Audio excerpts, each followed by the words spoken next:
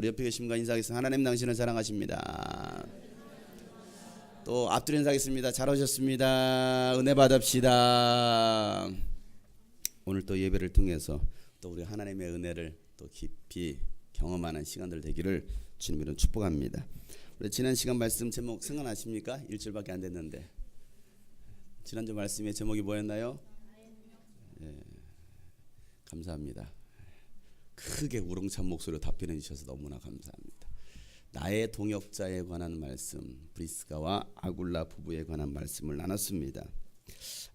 예수님은 예수 믿는 사람들을 박해했던 이 청년 바울을 만나 주셨어요. 그리고 그에게 위대한 사명을 주셨죠. 사도행전 9장에 바울은 그 위대한 사명을 예수로부터 듣습니다. 자, 이 바울에게 주셨던 그 사명이 뭡니까? 예수 이름을 이방 사람들에게와 또 임금들과 또 이스라엘 자손들 앞에서 선포하라는 거예요. 예수 그리스도의 이름을. 그 일을 위해서 바울을 택하셨다라고 예수님 말씀하십니다. 우리가 지금 로마서 말씀 이제 거의 끝부분에 도달했는데요. 이 로마서에서도 바울은 자신의 사명에 대해서, 자신의 정체성에 대해서 분명히 말합니다. 로마서 15장 16절 말씀에 보면 바울이 이렇게 말하죠. 하나님께서 이 은혜를 내게 주신 것은, 이 은혜, 예수 그리스도의 은혜를 나에게 주신 것은, 여러분 은혜 받으셨습니까? 여러분 안에 예수님의 은혜가 있으십니까? 그 은혜를 예수님 왜 주셨습니까? 왜 주셨어요?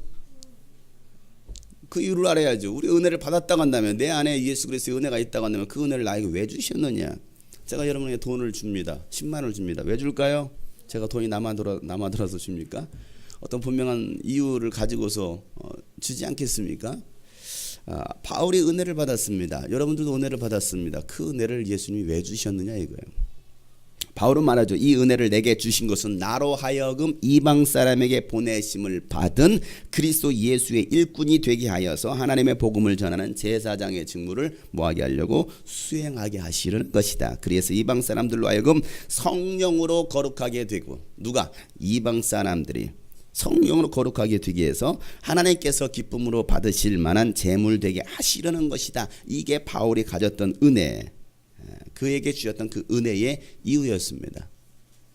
바울은 이방인에게 복음을 전하는 그리스도 예수의 일꾼이 되었습니다. 저와 여러분은 하나님의 복음을 전하는 제사장 직무를 수행하는 예수의 일꾼이 되어야 합니다.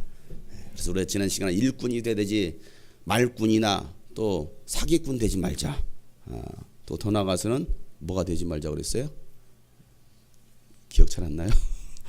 네, 꾼이 되지 말자 그랬어요. 꾼이 되지 말자. 우리 옆에 사람 축복합시다. 예수님의 일꾼이십니다. 또 앞뒤로 축복하십니다. 예수님의 일꾼이십니다. 그래요. 우리는 예수의 일꾼으로 살아가야 됩니다. 예수 안에 들어오기 전에는 어땠습니까? 공중권세 잡은 자, 마귀를 따르는, 또 세상 풍속과 세상 문화를 따라 사는 우리들이었습니다. 그래서 결국은 진노받을 자식이었다라고 성경은 말하고 있죠. 그런데 우리가 예수 안에 들어온 이후로는 이제는 전혀 다른, 세상에서 살던 그런 방식이 아니라 전혀 새로운 방식으로 살아가는 사람들이 바로 그리스도인들이고, 바로 그들이 예수의 일꾼이다라고 말하고 있습니다. 그래서 여러분, 세상 사람들이, 믿지 않는 가족이, 믿지 않는 사람들이 여러분을 보고서 야, 너 교회 다니더니 달라졌네, 너 주님이 꿈꾸신 교회 다니더니 달라졌어, 예전하고 달라라고 말할 수 있어야 된다는 사실이에요.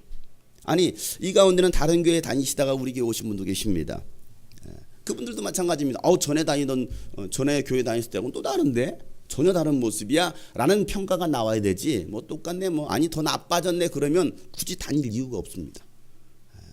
우리가 예수 믿는 이유가 없고요. 여러분들이 주님이 꿈꾸신 교회를 다닐 이유가 없어요.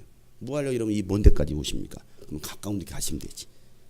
근데 여러분 분명한 목적을 가지고서 이곳까지 오신다고 한다면, 예수를 믿게 되었다고 한다면 삶이 달라져야 돼. 가치관이 달라져야 됩니다. 그들이 바로 예수의 일꾼이라는 거예요. 바울은요, 예수 안에 발견된 이후로는요, 사람의 종이 아니라 예수의 종으로 살기로 그는 결단합니다. 우리가 잘 아는 말씀입니다. 갈라디아서 1장 10절 말씀 보면, 내가 지금 사람들의 마음을 기쁘게 하려고 하고 있습니까? 아니면 하나님의 마음을 기쁘게 해드리려고 하고 있습니까? 아니면 내가 사람의 환심을 사려고 하고 있습니까? 내가 아직도 사람의 환심을 사려고 하고 있다 한다면 나는 그리스도의 종이 아닙니다. 내가 아직도 사람의 환심을 사려고 하고 있다 한다면 그 말은 무슨 말입니까? 과거에는 내가 사람의 환심을 사기 위해서 뭔가를 했다라는 겁니다. 유대 종교인으로서, 바리새인으로서 사람들의 환심을 사기 위해서 종교생활하는 것입니다. 교회도 열심히 합니다. 충성도 다합니다. 사람의 환심을 사기 위해서. 야, 역시 저 사람 참 대단해. 저 사람 정말 열심히 있어. 사람의 환심을 사기 위해서 교회에 다녀주는 사람이 있습니다. 부모의 환심을 사기 위해서, 부모로부터 용돈을 받기 위해서, 밥을 얻어먹기 위해서 교회에 다녀주는 학생들도 있어요. 사람의 환심을 사기 위해서, 때로는 남편의 환심을 사기 위해서, 아내의 환심을 사기 위해서 그렇게 교회를 다니는 사람들도 있습니다. 바울이 그랬습니다. 내가 아직도 사람의 환심을 사려고 하고 있다고 한다면 나는 그리스도의 종이 아닙니다 라고 말을 하고 있습니다. 바울이 왜 이런 말을 합니까? 사람의 환심을 사려고 했다고 한다면요, 바울은 이 고백하기 10절 말씀 전에 했던 말들을 안 했을 거예요. 도대체 그가 무슨 말을 했습니까? 갈라디아 교회 교인들에게 뭔 말을 했습니까? 9절에 이런 말을 합니다. 9절 눈 뜨시고 읽어보세요. 눈 뜨시고 벌써 눈 감으시고 예수님과 친밀한 교제하신 분 계세요. 사랑하는 자에게 잠을 주시는 것이 아니고 이것은 누가 주는 거야? 악한 영들이 잠을 주는 겁니다. 물론 육신이 너무 피곤해가지고 주무실 수 있겠지만 여러분 지금 주무시면 안 돼요. 지금 깨어서 말씀을 들으실 때입니다. 자, 9절 말씀 다 같이 시작. 우리가 전에도 말하였지만 이제 다시 말합니다. 여러분이 이미 받은 것과 다른 복음을 여러분에게 전하는 사람이 있다면 그가 누구든지 저주를 받아야 마땅합니다. 자, 바울은 뭐라고 말하고 있습니까? 저주에 관한 말씀하십니다. 여러분 저주받습니다 라고 말하고 있습니다. 내가 사람의 환심을 사려고 하고 있다고 한다면 바울은 이 말을 하지 않았을 거예요. 그러지 않습니까? 바울이 사람들의 이 비유를 맞추는 설교를 했다고 한다면 이런 식의 설교는 하지 않았을 거예요. 여러분 다른 복음을 받으면 여러분 저주받습니다 라고 말하지 않았을 것입니다. 교인들이 잘못하고 있어도 잘하고 있다고 축복했을 것입니다. 다른 복음, 즉 편질된 복음으로 살아가도 괜찮다라고 했을 거예요. 이 정도만 하면 괜찮습니다. 아니 교회에 나와주는 것만으로도 감사합니다라고 말했을 것입니다. 환심을 사려고 했다고 한다면. 그러나 바울은요, 자신의 신앙 양심상 그렇게 할 수가 없었어요. 아닌 것은 아니라고, 또 잘한 것은 잘했다라고 칭찬할 수 있었던 진실한 사도였습니다. 왜? 예수님의 일꾼이었거든요. 진짜 예수님의 일꾼이 되지 않는다면 여러분 못하고 있는 걸 어떻게 잘하고 있다고 말합니까? 회개해야 될 사람한테 회개하란 말을 하지 못한다고 한다면 여러분 진실한 일꾼이 아니잖아요. 바울은 신앙 양심상 잘못하고 있는 것을 잘하고 있다고 말할 수가 없었어요. 그러니 당신들 변질된 복음을 가지고 있으면 여러분 저주받습니다 라고 말을 하고 있어요. 여러분 이처럼 교회 안에는요, 진실한 일꾼이 있는가 하면 거짓으로 속이는 자들도 있습니다.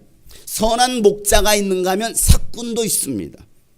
마태복음 7장 15절에 보면 예수님께서 산상수 말씀 가운데 이런 말씀을 하십니다. 거짓 예언자들을 살펴라. 거짓 예언자들을 살피라는 것입니다. 그들은 양의 탈을 쓰고서 너희에게 오지만 속은 굶주린 이리들이라는 거예요. 자, 살펴보라는 거예요. 어디서요? 교회 안에서. 이 가운데 양의 탈을 쓰고 있는 거짓 이리들이 있다라는 거예요. 빨리 살펴보세요. 누군가. 그리고 이렇게 물어보세요. 접니까? 누굽니까 여러분? 양의 탈을 쓴 이리들이 교회 안에 있습니다. 교회 안에 있어요. 거짓 예언자들은요, 자신도 천국에 들어갈 수 없지만 들어가고자 하는 사람들도 못 들어가게 하는 사람들이 바로 거짓 예언자들입니다. 그래서 마태복음 23장에 보면 예수님께서 13절부터 이런 말씀하시죠. 율법학자들과 바리새파 사람들아, 위선자들아 라고 말하고 있습니다. 위선자라는 거예요. 겉으로는 정말 종교인으로서 멋지게 옷 입고 다닙니다. 주일이면 멋지게 옷을 입고요, 교회 다닙니다. 성경책 끼고 나옵니다. 장로랍시고 집사랍시고 목사랍시고. 그런데 예수는 뭐라 말씀하십니까? 위선자들이라는 거예요. 위선자들아, 너희에게 화가 있다. 너희는 사람들이 들어오지 못하도록 하늘나라의 문을 닫기 때문이다. 너희는 자기도 들어가지도 않고 들어가려고 하는 사람들도 들어가지 못하게 하고 있다는 것입니다. 심각합니다. 누가요? 율법학자 바리새인들. 오늘날 목회자들이, 때로는 목사들이, 때로는 리더들이, 장로들이 오히려 교회를 다니려고 예수를 믿으려고 하는 사람들을 오히려 천국문을 들어가지 못하도록 막고 있다는 사실이에요. 누가요? 먼저 믿은 여러분들이.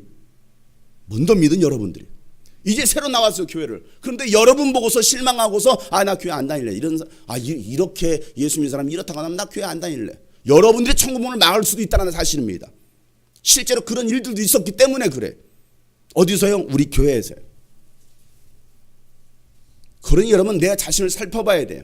내가 혹시 양의 탈을 쓰고 있는 일인은 아니지.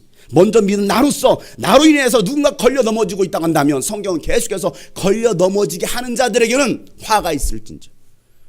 지금 누구에게 갖고 있는 얘기입니까? 예수 안 믿는 사람들에게 하는 얘기가 아니고요. 교회에 다니고 있는 사람, 예수를 먼저 믿고 있는 이들에게 예수님이 그 말씀을 하시는 거예요. 그러니 여러분 얼마나 우리가 조심스럽습니까? 얼마나 우리의 말과 행동이 조심스러워야 됩니까? 나 때문에 걸려 넘어질 수 있다고 한다면 아유 저 사람 믿음 없어서가 아니요. 그 사람이 믿음 없어서가 아니고 여러분들이 그로 하여금 믿음에서 걸려 넘어지게 한 거예요. 그러면 심각하잖아요. 그러면서 예수님 말씀하십니다. 율법학자들과 바리새파 사람들아 유선자들아 너에게 화가 있다. 너희는 개종자 한 사람을 만들려고 개종자 한 사람 다른 종교를 가지고 있었는데 그로 하여금 예수 믿게 하려고 개종자 한 사람을 만들려고 바다와 육지를 두루 다니다가 하나가 생깁니다. 막 교회에서 얼마나 전도 행사 많이 합니까? 뭐 전도 축제랍시고 막 합니다. 새신자 초청 막 합니다. 그렇게 해서 힘들게 한 사람 생겼습니다. 그런데 그를 너희보다 더 배나 더 못된 지옥의 자식으로 만들어버리고 있다는 거예요. 그럼 뭐 하려고 전도합니까? 뭐 하려고 전도 행사합니까? 그래서 저희는 전도 행사를 참 많이 안 해요. 1년에 거의 한 번도 안 하죠. 그냥 뭐 전도 행사 새신자 뭐 초청하 뭐 얼마나 뭐 전도한 사람 1등이면 저기 모닝 한 대 딱 갖다 상품으로 경품으로 모닝 한 대 딱 걸어놔요. 우리도 한번 할까요? 예? 할까요? 마티즈 걸어놓을까요? 홍승우 형제 차 딱 걸어놓을까요? 전도 1등에 이 차를 가져가십시오. 고물차지만 가져가십시오. 예. 아니 우리 김숙경 자매님 차 걸어놓을까요? 전 그나마 조금 이제 신형이니까. 그렇게 해서 얻었는데 배나 지옥 자식 만들어버린대. 배나. 여러분 우리는 이 말씀을요 잘 귀담아 들어야 됩니다. 왜? 내가 그런 사람이 될 수 있기 때문에 그렇다는. 장용성 목사 너 잘 들어라. 너 때문에 천국 들어가려는 사람 못 들어가게 만들고 더 배나 지옥 자식 만들 수 있어 라고 예수님이 저에게 말씀하실 수 있다는 사실이죠. 그렇기 때문에 여러분 마지막 때에는요 지금 우리가 마지막 때 마지막 시대를 살고 있는데 여러분 지도자를 잘 만나야 됩니다.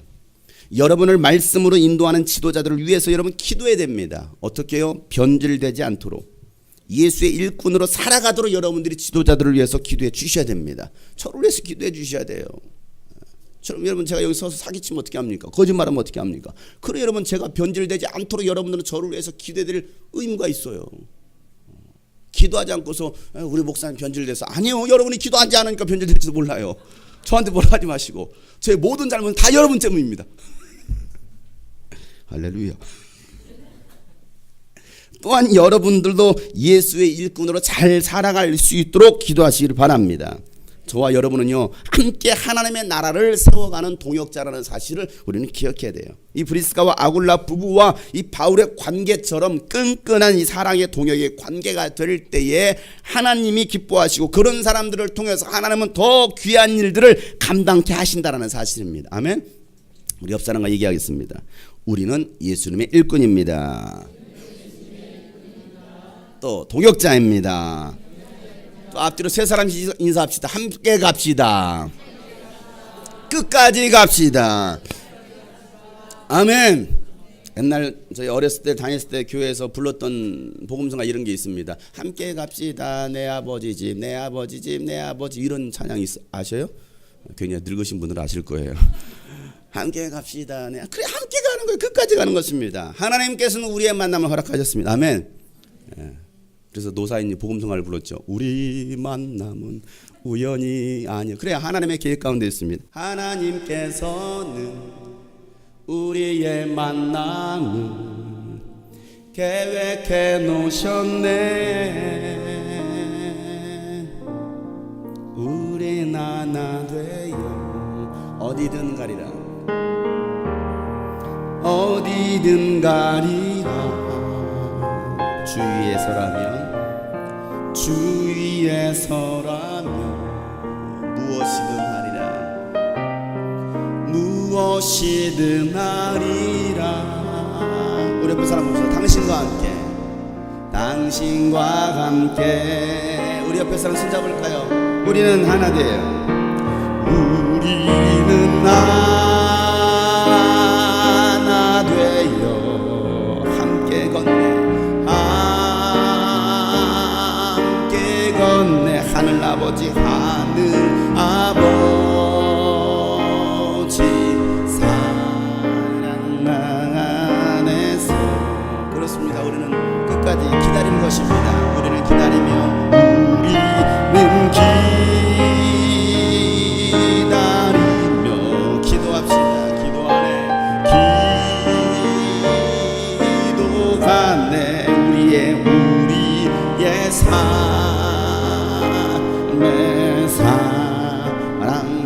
넘치도록.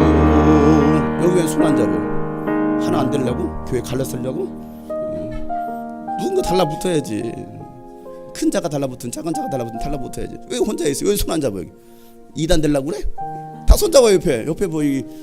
너와 나의 사이는 큰 구렁이 끼어 있어서 그렇습니까? 갈라쓰지 말고 달라붙어. 손잡아요. 손잡고 찬양하시죠.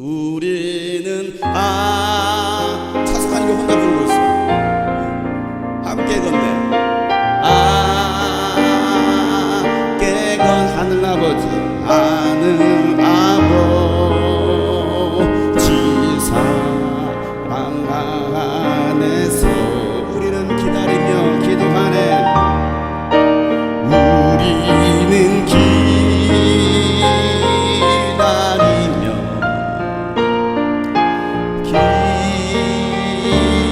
기도하네. 우리의 삶에 사랑 넘치도록. 아멘. 우리 다시 한번 격려합시다. 함께 갑시다. 또 앞뒤로 함께 갑시다. 함께 가셔요. 너는 왜 끝까지 손 안 잡냐? 전기 오를까봐 그래? 네 얼굴이 전기야. 자, 오늘 말씀의 제목은 첫 열매입니다. 따라서 합시다. 첫 열매. 자, 바울은요 로마 교회에 자신과 함께 일하고 도움을 줬던 많은 여러 동역자들을 추천하면서 오늘 본문에는 누구를 소개하고 있어요? 에베네도를 소개하고 있습니다. 누구요? 에베네도를 소개합니다. 자, 그것도 딱 한 줄로 소개합니다. 자, 뭐라고 소개합니까? 오늘 5절 말씀이죠. 다 같이 한번 큰 소리로 읽겠습니다. 시작. 그리고 그들의 집에서 모이는 교회에도 문안하여 주십시오. 나의 사랑하는 에베네도에게 문안하여 주십시오. 그는 아시아에서 그리스도를 믿은 첫 열매입니다. 아멘. 오늘 말씀은 그리고 그들의 집에서 모이는 교회 이렇게 말하고 있는데, 자, 이 그들의 집에서 모이는 교회가 누구예요? 4절에 있었던 브리스가와 아굴라 부부 집을 말하고 있죠. 이 브리스가와 아굴라 집이 어떻게 뭐가 됐다고요? 교회 공동체가 모여서 예배할 수 있는 그런 교회 장소로, 모임 장소로 만들었다라고 우리가 지난 시간에 말씀을 나눴죠. 자, 그 말을 한 뒤에 바울은 에베네도를 말합니다. 자, 그런데 에베네도를 소개하면서 한 줄 수식어를 붙였습니다. 뭐라고 말합니까? 에베네는 뭐라고 붙이고 있어요? 네? 다 달라요. 뭐라고 말하고 있어요? 뭐라고 그러지? 뭐 지하에서 뭐라고 그랬어 방금? 자, 뭐라고 말합니까? 에베네도 어떤 사람이에요? 나의 사랑하는 에베네도라고 먼저 말을 하고 있습니다. 에베네도를 뭐라고 소개하고 있어요? 나의 사랑하는, 내가 사랑하는 에베네도라고 말하고 있습니다. 뭐 바울이 남자였으니까 자매를 사랑했다 그런 의미일까요? 그런 의미는 아니죠. 내가 사랑하는 에베네도. 자, 제가 여러분을 소개할 때 뭐라고 여러분 소개할까요? 여러분 한 사람 한 사람 소개할 때 뭐라고 소개할까요? 제가 우리 그 추간사를 소개할 때 여러분 뭐라고 소개할까요? 나의 사랑하는 추미연 간사라고 소개할까요? 그것보다는 소고기를 좋아하는 추미연 간사라고 소개할지도 모르겠습니다. 소고기를 참 좋아하는 사랑하는 여자예요. 많이 사주세요. 자, 나의 사랑하는 이 나의 사랑하는이라는 이 표현을 쓸 때는요, 진심으로 사랑하지 않고서는 사실은 사랑한다라고 말할 수는 없습니다. 요즘 뭐 학생들이나 사랑해 뭐 처음 만났는데 사랑한대요. 다 거짓말이죠. 이 사랑한다와 좋아한다는 개념조차도 모르고 그냥 막 사용하고 있습니다. 다 뭐하면 다 사랑한다. 그건 사랑이 아니죠. 사랑이라는 건 정말 내 모든 것을 아낌없이 주고도 때로는 내 목숨과도 줄 수 있을 정도의 사랑이 진짜 사랑인 것이죠. 그건 그렇지 않은 것은 사실은 좋아하는 거예요. 저는 개를 사랑하지는 않습니다. 좋아하지. 좋아해요. 좋아했을 때는 가끔 내 몸에다가 축적도 시키기도 해요. 너무 좋아해서. 저를 이상한 눈빛으로 보는데 저는 고양이를 좋아합니다. 그러나 고양이를 사랑하진 않아요. 고양이를 위해서, 개를 위해서 제가 목숨까지 바치잖아요. 개가 막 사고 나려고, 교통사고 나려고, 넌 죽으면 안 돼. 내가 죽지는 않습니다. 죽으면 개 죽음 당했구나. 그러고 끝나죠. 왜? 그냥 좋아하니까 그래요. 자, 사랑하는 것은 이와 같습니다. 내 자녀들을 그냥 제가 한결이 저 좋아해요. 저는 한결이 헤레미 그냥 좋아합니다 라고 말할까요? 아니죠. 한결이를 사랑한다로 말합니다. 또 헤레미를 사랑한다로 말해요. 왜? 내 자녀이기 때문에 그래요. 걔하고는 바꿀 수 없죠. 비교할 수 없죠. 자, 나의 사랑하는 이라는 표현을 쓸 때는 진심으로 사랑하지 않고서는 말할 수 없습니다. 그것도 짝사랑이 아닌 서로 사랑. 진심이 아니고서는 말할 수 없습니다. 바울은 어떻게 그러면 에베네도를 나의 사랑하는 에베네도라고 말할 수 있었을까? 그 이유를 바울은 말하고 있습니다. 뭐라고 말하고 있습니까? 그는 아시아에서 그리스도를 믿은 첫 뭐라고 말하고 있어요? 열매다라고 말을 하고 있는 거예요. 그가 사랑할 수 있었던 이유, 사랑하는 이유 뭐라고 말하고 있습니까? 그는 아시아에서 예수 그리스도를 믿은 처음 열매다. 누구를 통해서? 바울을 통해서 이겁니다. 자, 에베네도는 어떤 사람이라 소개하고 있어요? 아시아에서 그리스도를 믿은 첫 열매다. 자, 이 말이 왜 중요할까요? 왜 중요할까요? 왜 바울은 그는 아시아에서 믿은 나의 첫 열매야라고 말을 하고 있는데 왜 이게 중요하느냐 이거예요. 자, 우리 아시아 하면요, 아시아 우리가 지금 살고 있는 지역이 아시아죠. 우리가 살고 있는 이 아시아가 아닙니다. 그 시대는요 로마를 중심으로 동편에 있었던 동쪽에 위치해 있었던 나라들을 다 아시아라고 불렀어요. 그냥 아시아. 자, 우리가 가지고 있는 이 성경 번역본도 아시아라고 쓰고 있는데요. 다른 번역본에 보면 헬라 성경이나 다른 번역본들을 보면 아가야라고 쓰고 있습니다. 아가야. 자, 그러면 어떤 성경은 아시아라고 쓰고 있고 어떤 성경은 아가야라고 쓰고 있습니다. 왜 그랬을까? 이 아가야 지역이 로마에서 봤을 때는 어떤 지역이라고요? 다 그냥 아시아인 거예요. 아시아에 속해 있는 지역입니다. 아시아. 자, 에베네도는요 이 아가야에 살고 있었던 바로 여인이었어요. 아가야 지역에 살고 있었던. 자, 에베네도는요 스데바나 집안 사람이라고 말을 합니다. 스데바나 집안. 자, 바울은 이 스데바나 가족에게 침례를 줍니다. 고린도전서 1장 16절을 보세요. 여기를 접어두시고 고린도전서 1장 16절 말씀 한 장만 넘기면 있겠죠. 고린도전서 1장 16절 말씀 다 같이 한번 읽어보겠습니다. 시작. 내가 스데바나 가족에게도 침례를 주었습니다마는 그 밖에는 다른 누구에게도 침례를 준다는 모릅니다. 자, 바울은 지금 스데바나 그 가족들에게 침례를 줬다라고 말을 하고 있습니다. 그러면서 이 스데바나 가정은 아가야에서 맺은 첫 열매라고 이 고린도 교회에 소개하고 있어요. 자, 16장 고린도서 16장을 보세요. 고린도서 16장 15절 말씀.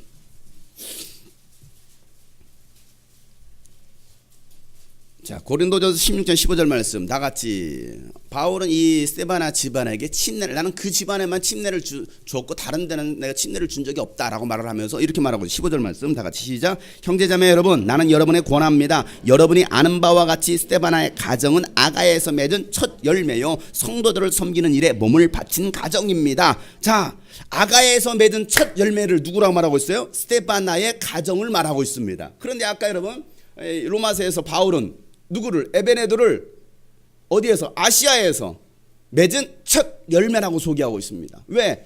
이 에베네도가 어디에 속해 있었던 사람이었으니까 바로 스데바나 가족이었기 때문에, 가정에 속한 사람이었기 때문에 오늘 여기 고린도전서에서는 뭐라고 말하고 있습니까? 이 아가야에서 첫 열매로 맺은 가정이 스데바나 가정이었다는 것입니다. 자, 다시 정리합니다. 에베네도는 스데바나의 사람이었고 스데바나 가정은 크게는 아시아라고 불렸던 아가야에서 맺은 첫 열매였습니다. 자, 그 가정 어떤 가정이었어요? 성도들을 섬기는 일에 몸을 바쳤던 가정이다 라고 말을 하고 있습니다. 누굴 섬기는 일에? 성도들을 섬기는 일에 몸을 바쳤던 가정. 믿음의 가정이죠. 자, 그래서 바울은 이 에베네도를 로마 교회에 추천하면서 아시아에서 맺은 첫 열매라고 강조하고 있는 거예요. 왜? 이 스데바나 집안의 사람이 에베네도였고 그는 이 아가야에서 아시아에서 맺은 첫 열매이기 때문이라는 것입니다. 왜 첫 열매를 강조할까요? 왜 첫 열매를 강조해요? 성경에서 첫 열매는 하나님이 굉장히 중요시 여기십니다. 첫 열매. 자, 왜 첫 열매를 강조합니까? 이 말씀의 의미에는 이런 것이 담겨져 있습니다. 에베네도의 신앙이 첫 열매에서 끝나지 않았어요. 그 신앙이 어디까지, 이 로마 교회까지 지금 좋은 영향을 끼치고 있다는 거예요. 지금 에베네도는 어디에 살고 있어요? 로마에 살고 있습니다. 어디에 살고 있었는데? 아가야 지역에, 고린도라는 지역에 살고 있었는데 그가 이제는 어디로 이사했어요? 로마로 이사했습니다. 자, 그가 어디서 예수를 처음 믿게 됐어요? 아가야에서, 아시아에 처음 예수를 믿게 되었습니다. 그리고 그가 지금 어디로 갔어요? 로마로 갔습니다. 그런데 로마에 가서도 로마 교회 성도들에게 많은 도움을 주면서 로마 교회에 좋은 영향을 끼치고 있었던 사람이 바로 에베네도였습니다. 자, 에베네도는요, 신앙이 변질되지 않았고 더 좋은 열매를 맺고 있었다라는 사실이에요. 저는 이 말씀을 보면서 두 가지를 생각했습니다. 이 에베네도를 생각하면서 첫 번째는 나의 신앙은 에베네도의 신앙처럼 처음 사랑이 변질되지 않고 갈수록 더 좋아지고 있는가? 라는 거였습니다. 내가 1년 믿었을 때보다 5년 믿었을 때보다 10년 믿었을 때보다도 나의 신앙이 더 좋아지고 있나? 내가 주님의 꿈과 신교를 다닌 지 1년 되었을 때 3년 5년 10년 되었을 때 나는 과연 나의 신앙이 더 좋아지고 있나를 생각해 봤습니다. 두 번째는 나에게도 에베네도와 같은 첫 열매가 있나를 생각해 봤어요. 두 가지입니다. 처음에는 내 신앙에 대해서, 그리고 두 번째는 나에게 과연 이런 첫 열매가 있나를 생각해 봤습니다. 에베네도는요, 하나님을 믿지 않던 이방인이었습니다. 그것도 고린도 지역에 살면서 다른 우상신을 섬기고 세상 문화 속에 살던 그냥 일반적인 사람이었습니다. 그랬던 그가 바울로부터 복음을 들었습니다. 복음을 듣자 그가 예수를 그리스도로 인정합니다. 그리고 이제는 자신이 섬겼던 믿었던 그 우상들을 다 버리고 세상의 가치관과 세상의 문화와 죄악의 습성들을 다 버립니다. 그리고 하나님의 말씀대로 살아가기 시작했습니다. 또 오랜 신앙생활을 한 것이 아니었습니다. 이 사람이 20년 30년 신앙생활도 아니었습니다. 예수를 믿게 된 그에게는 고난이 없었을까요? 예수를 믿게 되었을 때 핍박이 없었겠습니까? 자, 그 당시가 어느 시대입니까? 이 시대가 바울이 살고 있었던 이 시대가 어느 시대예요? 로마 황제가 누구였어요? 그냥 로마 황제 떠오르는 사람 한 사람밖에 없죠. 누구예요? 네, 네로밖에 없어요. 네로. 검은 고양이 네로. 네. 이 네로 황제가 여러분 통치하던 시대입니다. 네로가 어떻게 여러분 통치했습니까? 특히 예수 믿는 사람들, 크리스찬들은 뭐 했습니까? 잡아다가 화형을 시킵니다. 사자밥이 되기도 하고요. 또 가진 방법으로 고문하고 처형하던 시대가 바로 이 네로 황제가 통치하던 시대입니다. 예수 믿는다는 이유로, 예수 믿는다는 이유로. 로마는 해가 지지 않는 나라라는 그런 명성을 얻게 되었습니다. 왜 해가 지지 않는 나라였을까? 너무나 밝아요. 밤이 되어도 너무나 화려합니다. 항상 불이 밝혀져 있습니다. 온 바다가 다 대리석으로, 로마 시내가 다 전체가 대리석으로 모자이크를 했습니다. 얼마나 여러분 아름다운 나라입니까? 그 밤을 밝혔던 그 불꽃 기름이 뭐냐? 예수 믿는 사람들을 다 잡아 죽여서 짠 기름 가지고 불을 태웠습니다. 예수의 피값으로, 예수 믿는 사람들의 피값으로 그렇게 로마를 밝혔어요. 어떻게 보면 미치광입니다. 또라이입니다. 누구에 대해서는? 예수 믿는 사람들에 대해서는. 그러니 여러분, 에베네도가 가지고 있던 그 로마의 신을, 우상들을 다 버리고 예수를 믿게 되었다고 한다면 여러분, 그게 핍박이 없었겠습니까? 고난이 없었겠습니까? 그럼에도 에베네도는요, 예수 그리스도의 복음을 받아들이고 그 은혜로 살아가려고 했던 것입니다. 누구 때문에? 예수님 때문에. 그가 가졌던 그 은혜 때문에, 그 하나님의 그 구속의 사랑을 그가 알고 있었기 때문에 핍박이 있어도 고난이 있어도 육신의 편안함보다는 영혼의 평안함을 따라 살려고 했습니다. 육신의 안전함보다는요, 영혼의 안전함을 선택했습니다. 여러분의 영혼은 안전합니까? 아니면 위험합니까? 여러분의 영혼은 평안합니까? 아니면 편안하십니까? 우리는 안일함을 버려야 됩니다. 그래서 우리는 물어봐야 돼요. 내 영혼은 과연 안전한가? 내 아버지 그 품 안에서 내 영혼은 안전합니다. 주 손길로 내 삶을 안으시니 그 평강이 나를 덮습니다. 내 아버지 그 품 안에서, 내 아버지 그 품 안에서 내 영혼은 안전합니다. 내 영혼은 안전합니다.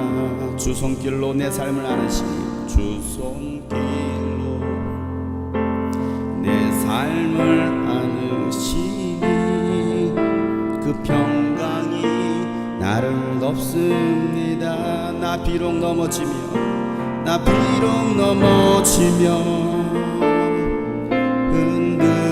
흔들리지만 주 내 안에 거하며 나를 붙드시니 내 생각은 주께로 돌리고 주시는 평강의 옷을 입습니다. 주 약속 안에서 내 영혼 평안해. 내 뜻보다 크신 주님의 계획 나 신뢰해. 두려움 다 내려놓고 주님만 의지해. 주 안에서 내 영혼 안전합니다. 나 비록 넘어지며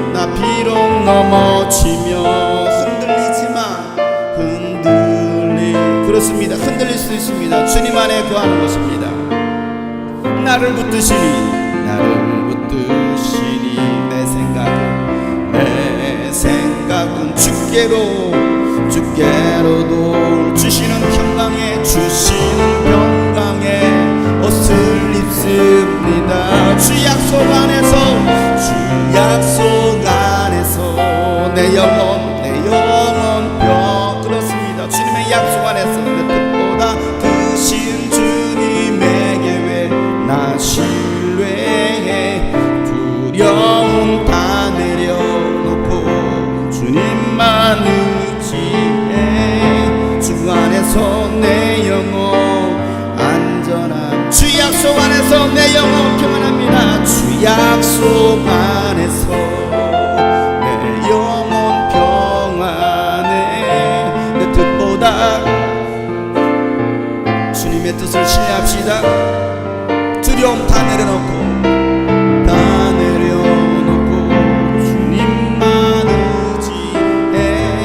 주 안에서 내 영혼 안전합니다. 주 안에서 내 영혼 안전합니다. 주 안에서 내 영혼 안전함. 그렇습니다. 우리가 주님 안에 있을 때만에 우리 영혼은 안전합니다. 주 안에서 내 영혼 안전합니다. 에베네도는요 육신의 안전함보다도 그의 영혼의 안전함을 추구하고 살았던 것입니다. 로마에 그 수많은 가진 핍박이 있었음에도 불구하고 그 핍박을 두려워한 것이 아니라 주님이 주신 그 평안 안에서 그 환경 속에 살았다는 사실이에요. 그 환경을 벗어난 게 아닙니다. 하나님 이 고난과 이 핍박이 사라지게 해주세요 라고 말하지 않았습니다. 그는 그 환경 속에서 믿음으로 이겨냈다는 사실이에요. 그가 에베네도였습니다. 이런 핍박이 크면 클수록 믿음이 담대해지던지 핍박이 많으면 많을수록 믿음이 담대해지던지 아니면 믿음에서 떠나든지 둘 중에 하나가 됩니다. 여러분 어떻습니까? 핍박과 고난이 찾아올 때 에이 그만하겠다. 에이 못해 먹겠네. 이겁니까? 아니면 그럴수록 내가 더 주님을 의지하고 주님께 더 나아갑니까? 에베네도는요 믿음이 더 강해졌어요. 하나님은요 우리의 신앙이 강해지기를 원하십니다. 하나님은 처음 우리가 그 가졌던 그 처음 사랑이 변질된 신앙이 아니길 바라시는 거예요. 우리의 처음 사랑이 변질되면요 하나님은요 그거에 대해서 책망하십니다. 갈라디아 3장 3절에 보면 이 갈라디아 교회가요 처음 사랑을 버려버렸습니다. 그 처음 사랑이 변질되었습니다. 그래서 바울은 말합니다. 여러분은 그렇게도 어리석습니까? 성령으로 시작하였다가 이제 와서는 육체로 끝마치려고 합니까? 아니 성령으로 시작했는데 처음에는 그렇게 영적으로 시작했는데 왜 이제는 육체로 마치려고 합니까? 라고 바울은 이 갈라디아 교회를 책망하고 있어요. 여러분 그렇게 어리석습니까? 여러분 성령으로 시작돼 육체로 마치는 사람들이 있습니다. 신앙이 성장하고 성숙해야 되는데 그렇지 못한 사람들이 있다는 거예요. 교회 안에서요. 그래서 히브리서 6장에 보면 1절부터 6절 말씀에 이렇게 말합니다. 그러므로 우리는 그리스도 교회의 초보적 교리를 제쳐놓고 우리가 생명살만합니다. 그리스도 교회 초보를 갖다가 양육하고 있습니다. 배우고 있습니다. 그런데 그 교리를 제쳐놓고서 성숙한 경지로 나아가야 되는데 거기에 머물러 있는 것이 아니라 그리스도의 초보의 신앙에 머물러 있는 것이 아니고 이제는 성숙한 경지로 나아가야 되는데 거기에 머물러 있는 것이 아니라 그리스도의 초보의 신앙에 머물러 있는 것이 아니고 이제는 성숙한 경지로 나아가야 되는데 거기에 머물러 있는 것이 아니라 그리스도의 초보의 신앙에 머물러 있는 것이 아니고 이제는 성숙한 경지로 나아가야 되는데 죽은 행실에서 벗어나는 회개와 하나님에 대한 믿음과 침례에 관한 가르침과 안수와 죽은 사람의 부활과 영원한 심판과 관련해서 다시 기초를 놓는 일이 없어야 되는데 다시 시작하는 거예요. 처음부터 버려버리는 겁니다. 하나님께서 허락하시면 우리는 그렇게 할 수 있을 것입니다. 한 번 빛을 받아서 하늘의 은사를 맛보고 성령을 나누어 받고 또 하나님의 선하신 말씀과 장차 올 세상의 권능을 맛본 사람들이 타락하면 그들을 새롭게 회개하게 이르게 할 수 없습니다. 그런 사람들이야말로 어떻게 따라하는 거예요? 하나님의 아들을 다시금 십자가에 못 박고 또 욕되게 하는 것이다라고 말하고 있는 거예요. 하늘의 은사도 맛봤습니다. 성령도 받았습니다. 하나님의 선한 말씀 또 하나님 나라의 그 권능도 맛봤습니다. 그런데 뭐 했어요? 타락했어요. 처음 신앙을 버려버린 거예요. 그런 사람들은 회개케 할 수 없다라고 성경 말합니다. 왜 회개케 할 수 없습니까? 하나님의 아들 예수님을 다시 십자가에 못 박고 뭐 한다는 거예요? 욕되게 한다는 거예요. 누가요? 우리가. 그런 사람이 있다는 겁니다. 그렇게 교회에서 열심히 하고 직분도 감당하고 헌신하더니 어느 때부터인가 교회와 멀어지고 믿음의 공동체와 멀어지고 주님 주신 사명과도 멀어지고 결국 믿음에서 떠나는 사람들이 있습니다.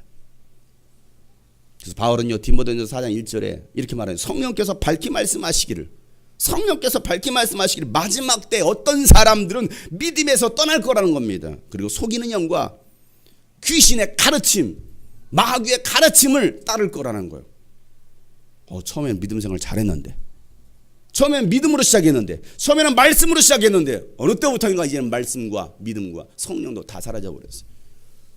미혹되어서. 왜 믿음에서 떠날까요? 여러분 왜 믿음에서 떠납니까? 왜 우리의 믿음이 식어집니까? 하나님을 더 사랑해야 되는데 왜 하나님을 더 사랑하지 못하고 여러분 왜 믿음에서 떠날까요? 바울은요 디모데전서 6장에 이렇게 말을 합니다. 믿음에서 떠나는 이유를 이렇게 설명하고 있어요. 돈을 사랑하는 것이 모든 악의 뿌리가 됩니다. 뭘 사랑하는 거예요? 머니를 사랑하는 거. 아니 뭐니 해도 머니가 최고지 그러죠? 돈을 사랑하는 것이 모든 악의 뿌리가 된대요.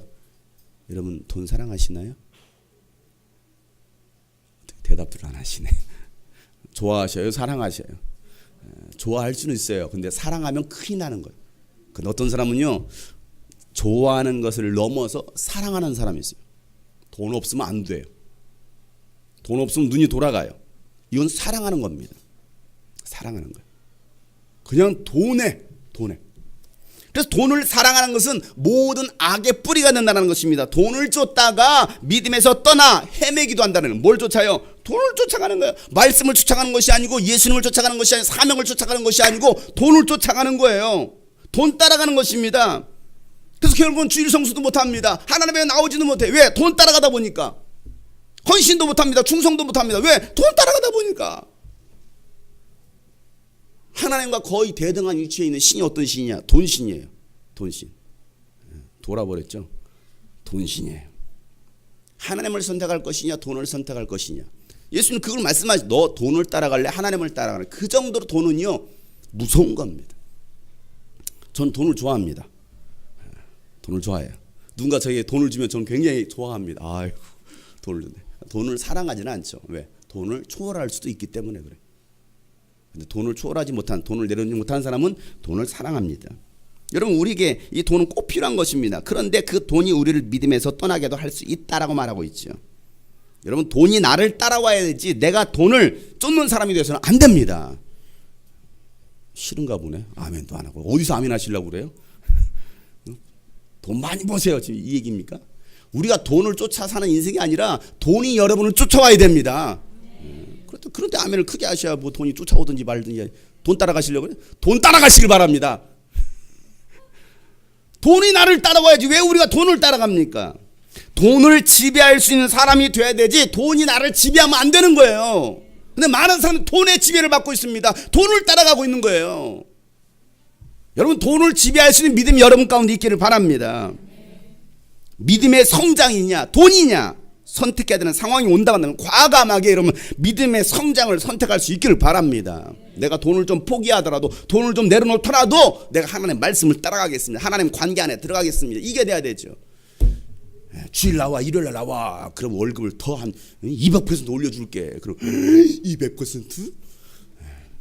하나님 제가 11조를 더 많이 하겠습니다. 아니요, 하나님은 여러분이 11조를 많이 하기를 바라시는 게 아닙니다. 너는 내 안에 들어오기를 원한다라고 예수님 말씀하시는 거예요.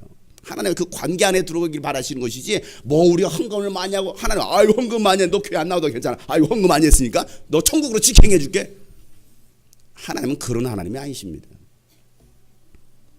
여러분, 신앙생활 하면서 처음 사랑을 잃지 않는 것이 중요합니다. 적당히 세상과 타협하다 보면요, 돌이킬 수 없는 지경까지 가게 된다는 사실을 기억해야 돼요. 그냥 한 잔, 두 잔 하다 보면, 한 모금, 두 모금 하다 보면, 아니 한 번, 두 번 하다 보면요, 거기서 빠져나올 수 없어요. 처음에는 한 번이죠. 한 번만.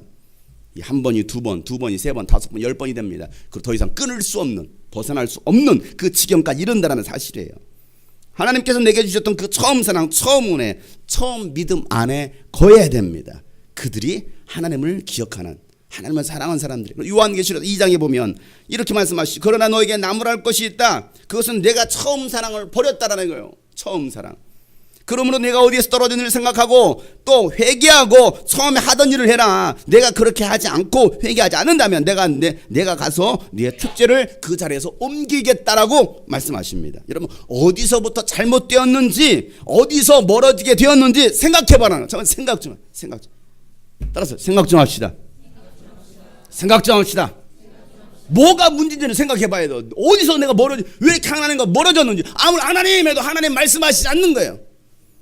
왜 아무리 기도해도 아니 찬양을 해도 은혜가 없는 거예요. 말씀을 들어도 어떤 감동도 회개함도 없는 거예요. 뭐가 잘못된, 뭐 때문에 막혔는지 한번 생각해봐야죠. 생각해봐라. 생각 좀 해봐. 그리고 뭐 하라는 거예요? 생각해보고 회개하라. 따랐어요. 회개하라. 그리고 처음 하던 일을 해라. 처음 사랑을 회복하라. 여러분, 2010년도 우리 교회 표가 뭡니까? 처음 사랑을 회복하라입니다. 다들 회복하셔서 이제 기억도 안 하시는 거죠? 처음 사랑을 회복하라. 어디서 떨어진 것도 한번 생각 좀 해보고 회개한 다음에 처음 행위를 가지라는 것입니다. 처음 사랑을 회복하라는 것입니다. 그렇지 않는다면, 회개하지 않는다면 촛대를 옮기시겠다고 하나님께서 경고하시는 겁니다. 에베네더는요, 처음보다도 나중이 더 좋았던 사람입니다. 바울이 아시아에서 맺은 첫 열매였다라고 자랑하고 있는 거예요. 나에겐 과연 이런 첫 열매가 있는가? 또 여러분은 과연 첫 열매가 있습니까? 이 질문을 던져보신, 나에게는 과연 첫 열매가 있나?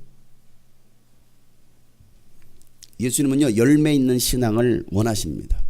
왜냐하면 예수님 자신이 첫 열매가 되셨기 때문에 그래요. 고린도전 15장 20절 말씀 보면, 그러나 이제 그리스도께서는 죽은 사람들 가운데서 살아나셔서 잠든 사람들의 첫 열매가 되셨다라고 말하고 있습니다. 예수님이 첫 열매가 되셨습니다. 여러분, 예수님뿐만 아니라요, 우리도 피조물 가운데는요 첫 열매가 되었습니다. 야고보서 1장 18절 이렇게 말하죠. 그는 뜻을 정하셔서 진리의 말씀으로 우리를 낳아주셨습니다. 그리하여 그는 우리를 피조물 가운데서 첫 열매가 되게 하셨다라는 거예요. 예수님도 첫 열매가 되셨지만 우리들도 피조물 가운데는 첫 열매가 되었다라는 거예요. 무엇으로요? 성령으로요. 예수로. 아멘. 열매는 더 많은 열매를 맺어야 됩니다. 열매 자신으로 끝나서는 안 돼요. 열매는 더 많은 열매를 맺어야 됩니다. 그냥 먹고 끝나버리면 어떻게 됩니까? 더 이상 열매를 맺을 수 없다고 합니다. 쌀을 얻었는데 지금 열심히 그 추수할 때입니다. 나락을 벤다고 하죠. 나락을 벤다고 해요. 추수하고 있는데요, 한 가마니를 추수했어요. 한 가마니, 그냥 쉽게 말하면 한 가마니를 추수했습니다. 그 한 가마니를 다 먹어버렸어요. 그 다음에는 뭐 먹어요? 그냥 가만히 먹을 거예요? 뭐 먹습니까? 한 가마니 다 먹어야 돼요? 아니면 남겨둬야 돼요? 남겨둬야 돼요. 그래야 다음에 또 뭐합니까? 심어서 또 30배, 60배, 100배로 추수하게 되는 겁니다. 그러려면 열매가 왜 존재해야 돼요? 먹는 것도 필요하지만 뭐 하라는 거예요? 더 많은 열매를 맺으라는 겁니다. 이게 열매입니다. 열매는 먹고 끝나는 게 아니에요. 열매는요, 또 다른 열매를 맺어야 되는 겁니다. 우리가 열매 나간다면 내가 나로 존재하는 것이 아니고, 그걸로 만족하는 것이 아니고, 내가 아닌 또 다른 열매를 맺어야 된다는 사실, 예수는 그걸 말씀하시는 것입니다. 그래서 요한복음 12장 24절 말씀 보면, 내가 진실로 말하기를 밀알 하나가 땅에 떨어져서 죽지 않으면 하나님 그들이 있겠지만 죽으면 많은 열매를 맺는다라고 예수는 말씀하시는 거예요. 하나님은 여러분이 우리가 하늘 그대로 있기를 바라시지 않습니다. 내가 죽고 썩어서 많은 열매를 맺기를 원하시는 거예요. 왜? 열매 없는 신앙을 예수님께서는 책망하시거든요. 누가복음 13장에 보면 예수님께서 비유로 말씀하십니다. 어떤 사람이 자기 포도원에다가 무화과나무 한 그루를 심었습니다. 그 나무에서 열매를 얻을까 하고서 왔는데 찾지도 못했다는 거예요. 그래서 그는 포도원지기에게 말하기를, 봐라, 내가 새해 동안이나 이 3년 동안이나 이 무화과나무에서 열매를 얻을까 왔지만 열매를 본 적도 없다. 뭐 한 적도 없어요? 3년 됐으면 열매를 따야 됩니다. 여러분, 사과나무도 2년이면 출수할 수 있습니다. 포도나무 2년이면 출수할 수 있습니다. 저희 집에 과수원을 했으니까 제가 잘 알죠. 포도는요, 심으면 2년 뒤면 열매를 땁니다. 사과나무, 감나무도요, 3년 되면 열매를 땁니다. 그때부터 열매를 따요. 근데 3년을 됐는데 무화과나무 열매를 바로 왔는데 열매를 본 적도 없다라는 거예요. 우리가 신앙생활 3년을 했는데도 열매가 없어요. 열매를 본 적도 없어. 그럼 이 나무 어떤 나무입니까? 땅만 버리는 나무라는 거예요. 무엇 때문에 땅만 버리게 하겠느냐? 그러자 포도원지가 그에게 말합니다. 주인님, 올해만 그냥 두십시오. 그동안에 내가 그 둘레를 파고 거름을 주겠습니다. 그렇게 하면 다음 철에 열매를 맺을지도 모릅니다. 그때 가서도 열매를 맺지 못한다면 찍어버리십시오. 포도원지가 이렇게 말합니다. 그때 가서 열매를 맺을 수 없다고 하면 찍어버리십시오. 1년만 더 기회를 주십시오. 하나님 우리에게 그 1년만 지금까지 벌써 몇 년째 왔습니까? 보통 교회에서 그 연말 되면 요 설교를 많이 하잖아요. 하나님 우리에게 1년만 더 기회를. 우리 꼭 송구영신 예배 때 기도하죠. 하나님 회개합니다. 내년부터 더 열심히 잘하겠습니다. 또 그 다음에 송구영신 때 하나님 잘못했습니다. 그냥 차라리 테이프로 녹음하세요. 그냥 틀어놓으세요. 기도하지 말고. 왜 똑같은 말 계속 매 해마다 반복하는데. 애들, 엄마 다음에 나 열심히 말 잘 듣고 공부 잘할게. 맨날 녹음해. 그냥 녹음해. 실행에 옮기지 않는 것은요, 그건 뭔가 문제가 있잖아요. 1년만 더 기다려달라는 거예요. 하나님께서 우리에게 1년을 또 기다려주셨잖아요. 그러기를 몇 년이었습니까? 또 기다려주시고 또 기다려주시는 거예요. 그래도 열매가 없다고 한다면 찍어버리라는 거예요. 여러분, 포도원에다가, 이 포도밭에다가 무화과나무 한 그루를 심었습니다. 왜 심었을까요? 1번 관상용, 2번 심심해서, 3번 먹으려고. 몇 번이에요?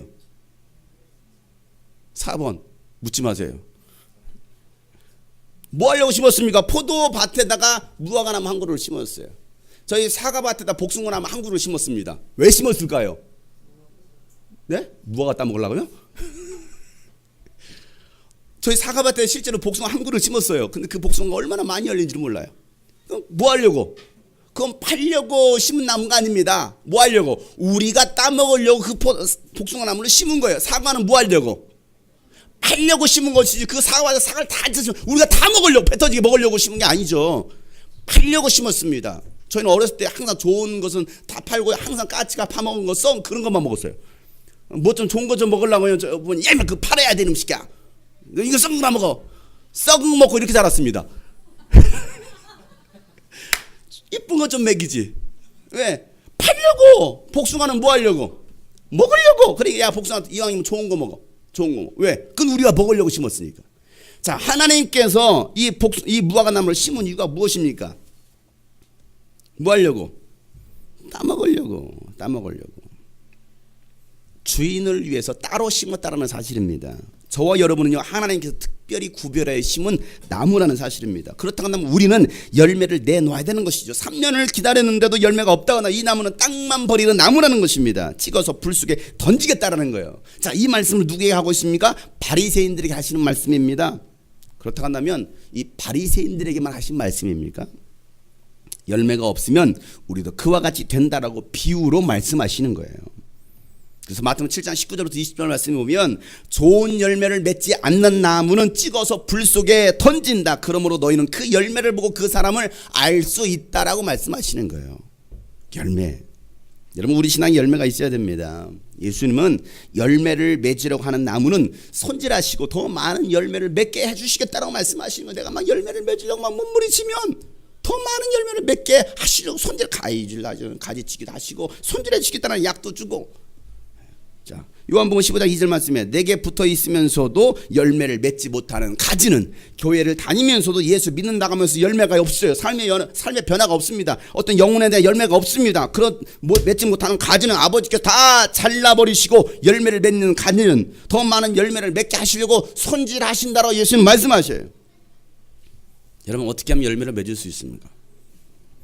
예수님 안에 붙어 있어야 된다는 거예요. 예수님 말씀 안에, 예수님의 사랑 안에 거해야 된다는 거예요. 그래서 5절에 이렇게 말씀하시는 요한복음 15장 5절에 나는 포도나무요 너희는 가지다. 우리 얼마나 잘하는 말씀 아닙니까? 사람이 내 안에 머물러 있고 내가 그 안에 머물러 있으면 그런 많은 열매를 맺는다. 그러니 너희는 나를 떠나서는 아무것도 할 수 없다라고 예수님 말씀하셔요. 여러분 열매를 맺기 위해서 우리가 뭐 해야 돼요? 예수님 안에 말씀 안에 예수 그리스도의 사랑 안에 자꾸 들어오려고 거하려고 그래야 되지. 밖으로만 자꾸 나가보세요.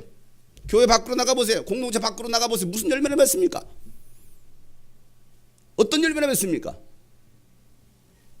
사랑하는 성도 여러분, 우리는 열매를 맺어야 됩니다. 우리가 이 땅에 살아가는 이유입니다. 여러분 주님이 꿈꾸신 교회가 3번 땅에 들어온 이유가 무엇입니까? 열매를 맺기 위해서입니다. 열매를 맺지 못하는 나무라 간다면, 교회라 간다면 주님은요 가차없이 잘라버리겠다는 거예요. 결국에는 불 속에 던져버리겠다는 거예요. 그때 가서 후회하겠습니까? 나에게도 과연 열매가 있나? 생각해봤습니다. 주님이 꿈꾸신 교회 과연 열매가 있나? 물론 여러분들이 다 열매죠. 주님이 꿈꾸신 교회가 안양 평촌에 세워지고 그곳에서 맺은 첫 열매가 있습니다. 바울이 아가야에서 맺은 첫 열매 스데바나 가정이었고 또 에베네도였다라고 소개합니다. 그들은 아가야에서 맺은 아시아에서 맺은 첫 열매입니다. 주님이 꿈꾸신 교회가 안양 평촌에 2009년도 1월달 4일에 개척이 되고 그곳에서 맺은 첫 열매 한수민. 정준 어디 갔어? 시험 보러 갔어요? 정효원. 오늘 또 한정훈이가 따라왔어요. 축구선수 한정훈. 첫 열매입니다. 이 청소년들이 길거리 나가서 전도했어요. 효원아 교회 가자. 지훈이가 자기 집에서 효원이가 어디 가고 있어요. 어디 가냐? 먹으러. 그래? 먹을 거 보고 따라왔어. 그렇게 해서 맺은 첫 열매. 어떻게 보면 주님이 꿈꾸신 교회가 개척되고 그 땅에서 얻은 첫 열매. 여러분 이 자리에 이들만 남아 있습니다. 나머지도 더 많이 있었는데 그들은 다 어디 갔는지 모르겠어요. 여러분 저들이 신앙이 끝까지 가서 로마에게까지 가서 소문날 수 있기를 여러분 기도해 주시길 바랍니다. 저들의 신앙이 이 아이들이 말이야 주님이 꿈꾸신 교회 처음 세워졌을 때 처음 왔던 첫 열매는 초등학생들이었어. 지금 벌써 고3이 되었어 라고 말할 수 있을 정도로. 물론 이제 그 전은 이 얘기는 생략하겠어요. 뭐 광명이 어디든 다 생략하겠어요. 왜? 일단 주님이 꿈꾸신 교회를 얘기하니까. 자, 그럼 3번 땅에 들어왔습니다. 여기서 맺은 첫 열매. 여기서 맺어야 될 첫 열매 누구일까요? 이젠 열매를 맺어야 됩니다. 나의 신앙이 더욱 성숙해지고 성장해서 좋은 믿음의 열매를 맺어야 됩니다. 우리가 살아가는 이유이고 존재하는 이유입니다. 영혼을 구원해서 하나님의 뜻을 이루는 것이 바로 우리의 존재 이유, 목적이라는 사실을 기억하시면서 오늘 바울이 말했던 나의 사랑하는 에베네도는 그가 바로 나의 첫 열매였습니다라고 자랑했던 것처럼 여러분들도 자랑할 수 있기를 축복합니다. 오늘 말씀 붙잡고 우리가 한번 기도할 때에 하나님 나는 이 처음 사랑이 혹시 변질되고 있지는 않습니까? 세상 앞에 무기력하게 흔들리고 또 믿음에서 떠나버린 일들은 없지 않습니까? 오직 우리의 믿음이 변치 않고 더 믿음이 성숙하고 성장할 수 있도록 또 나의 첫 열매 하나님 내가 열매 있는 신앙생활 하기 원합니다. 벌써 2016년도 다가가고 있습니다. 하나님 내가 첫 열매 나에게 열매가 있게 하여 주십시오. 올해도 그냥 지나치지 않게 하시고 하나님 무슨 일이 있어도 내가 예수 안에 거함으로 말씀 안에 거함으로 주님의 은혜 거함으로 열매 맺는 신앙생활 하게 도와주십시오라고 우리가 기도하는 시간 되었으면 좋겠습니다. 다 같이 기도합시다.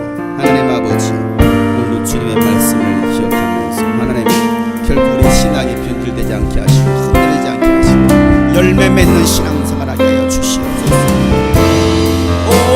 오직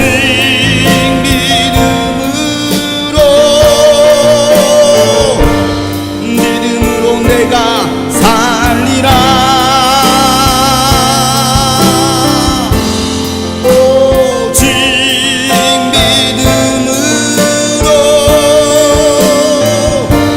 믿음으로 내가 간절하게 주님 앞에 기도합시다.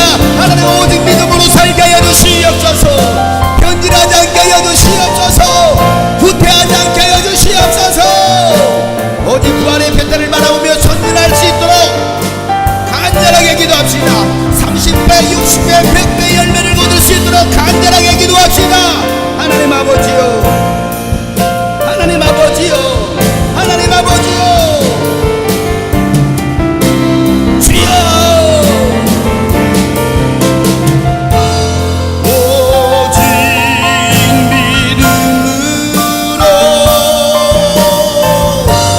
믿음으로 내가 살리라. 오직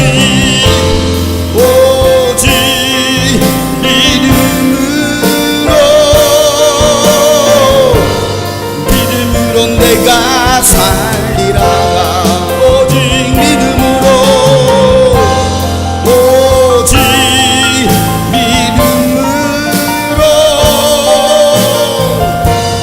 믿음으로 내가 살리라. 오직 믿음으로, 오직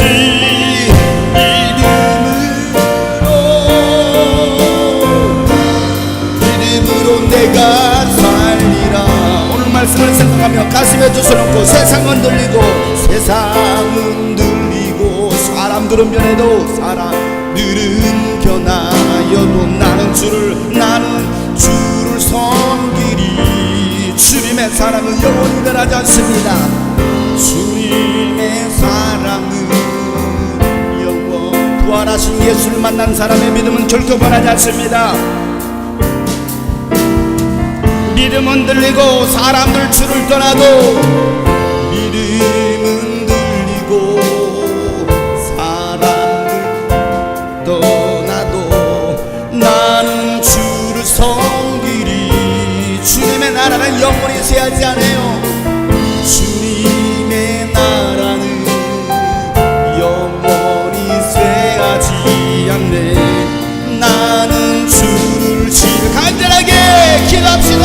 선포합시다. 오직 믿음으로, 오직 믿음으로 나는 믿음으로 살겠습니다.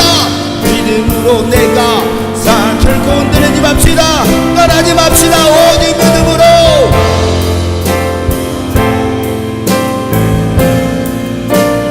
믿음으로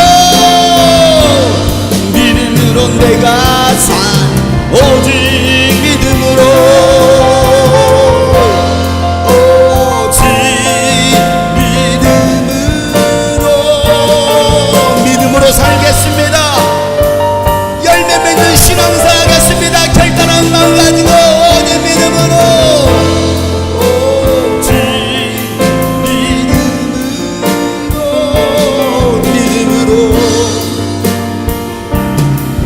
오직 의인은 믿음으로 말미암아 살리라.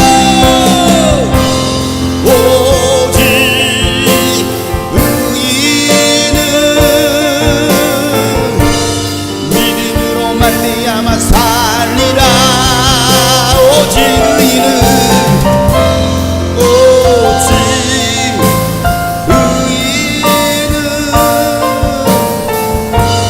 믿음으로 말미암아 살리라. 세상은 들리고 사람들은 변하여도 나는 주를 섬기리.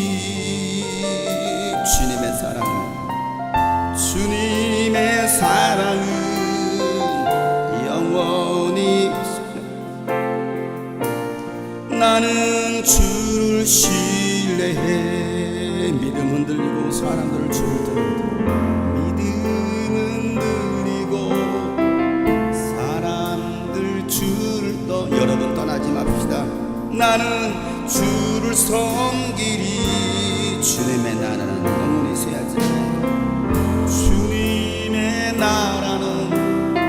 주님의 나라가 곧 임할 것입니다. 우리 정신을 차리고 깨어 있으시다. 나는 주를 신뢰해 내 아버지 그 품 안에서 내 영혼은 안전한. 그렇습니다. 우리가 주님 안에 거할 때만에 우리 영혼은 안전합니다. 주 손길로 우리의 삶을 안으십니다. 내 삶을 안으시니 그 평강이 나를 덮습니다. 나 비록 넘어지며 흔들리지만 주 안에 거하며 나를 붙드시니 내 생각을 주께로 돌리고 내 생각을 주께 돌리고 주시는 평강에 옷을 입습니다. 주 약속 안에서 내 영혼 평안에 내 뜻보다 크신 주님의 궤에 나 신뢰해 두려움 다 내려놓고 주님만 의지해 주 안에서 내 영혼 안전한 주 약속 안에서 내 영혼 평안해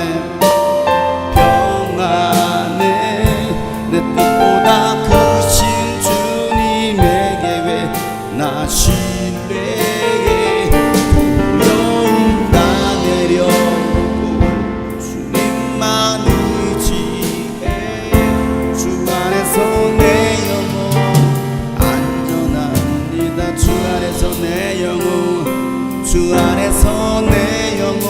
그렇습니다. 우리 주님 안에 거할 때 안전합니다. 열매를 맺을 수 있습니다. 주 안에서 내 영혼 안전합니다. 하나님, 우리가 주님 안에 거할 때만이 안전함을, 우리 영혼이 평안함을 오늘 말씀을 통해서 다시 주님의 음성을 듣고 다시 용기를 내어서 시작한 우리 성도들을 주님 기억하시고 저들의 신앙이 변하지 않도록 주님 저들을 붙들어 주시고 또한 우리도 주님 앞에 다시 결단하는 시간 되게 하여 주시옵소서. 하나님, 그래서 우리를 통해서 하나님 많은 열매를 맺기를 원하시는 그 주님의 뜻을 주님을 기쁘시게 해드릴 수 있는 우리 주님이 꿈꾸신 교회 모든 성도들 되게 하여 주시옵소서. 우리도 주님께 귀한 예물을 드립니다. 11조로 감상금으로 주일 예물로 11조로 건축헌금으로 또 이 모양 저 모양 드린 예물을 받으시고 하나님, 이 예물이 주님 나라에 귀하게 쓰여지게 도와주시고 우리가 돈을 쫓아 사는 인생이 아니라 돈을 사랑하는 인생이 아니라 돈이 우리를 따라올 수 있도록 하나님 우리에게 재물 얻을 능력도 허락하여 주시옵소서. 주신 물질 가지고서 마음껏 주님 나라 위하여 하나님 쓸 수 있도록 하나님 저희들에게 믿음을 허락하여 주시옵소서. 우리 성도들 오직 주님 앞에 드려지는 첫 열매로 또 드려지고 또 끝까지 그 신앙을 지켜나가기로 하나님 다시 결단했사오니 저들을 축복하시고 한 주간도 주님 붙잡아 주시고 인도하여 주시옵소서. 이제는 우리 구주 예수 그리스도의 은혜와 하나님 아버지 놀랍고도 지가인 사랑과 성령님의 감화 감동 교통 충만하심이 오늘 말씀처럼 우리의 신앙이 변질되지 않고 오직 하나님을 기쁘시게 하러 또 결단하며 또 열매 맺기로 다시 다짐한 우리 모든 성도들 머리 위에 이제부터 영원토록 함께 하시기를 간절히 축복하며 기도하옵나이다. 아멘.